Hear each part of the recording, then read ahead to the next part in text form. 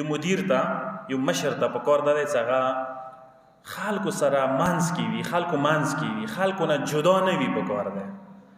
مشرتوب دغته نه وي چې مثلا لکه شتاب وي ځنه یمو علاقې کې یا نورو ځایو کې به وي چې هغوی ځان ته امتیاز قایل دي، ځان ته داسې قایل دي چې یمو حیثیت یمو مقام لږ اوچات دی. مثلا زه پکار دی خلکو منځه کښېننم، هغه ځان دپاره ننګ بولي. او هغه مشر هغه مدیر چې هغه خلکو منځ کې نه دی که نه، هغه خلکو زړو کې نه دی.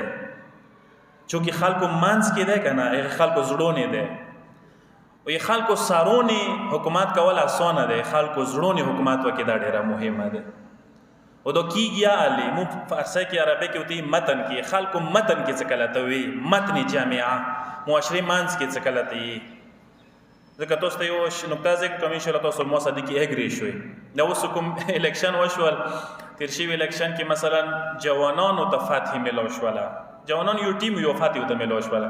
دې یوه وجه تاسو به شاید نوټ کړي وي، نفسیتي یوه وجه وه، هغه تاسو ته پته لګي ځکه ما نکته موضوع چونکې خلکو منځه خورېدل، خلکو منځ کې وو، ځکه یوه کامیابي میلاو شوه ورته. بنیادي نکته دا وه.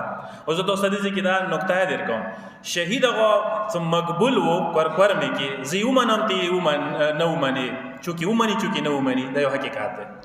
هغه څه مقبول و که نه هغې وجه څه وه، هغه خلکو منځ کې وو، هغه متن جامعې کې وو، هغه هر کلي کې وو، هر خونې کې وو، هغه هر ځای کې وو، بازار کې وو، معاشرې کې وو، هر چېرته هم هغه وو. شهید هغه هر چېرته وو.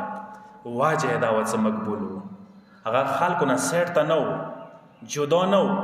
کوم کس خلکو منځ کې وي که نه متن جامعې کې څه فاصلې سره نه وي، هغه ډېر کامیاب وي، هغه خلکو زړونی وي. هغه څه کله یا ضرورت هغه ته پیښ شي، هغه ته خلک بیا زړیا ویر کوي، قربانیا ونې کوي. دا یو حقیقت دی. والحمدلله زه دا ویلی شم چې موږ ته نن داسې مشران داسې کسان میلاو شوي دي چې هغه خلکو منځ کې دي. ټیک دی که ته یې چا مسله حل کړي نه کې حل، خو خلکو منځ کې خو یې که نه، ورسره خو یې که نه، دک در کې ورسره شامل یې.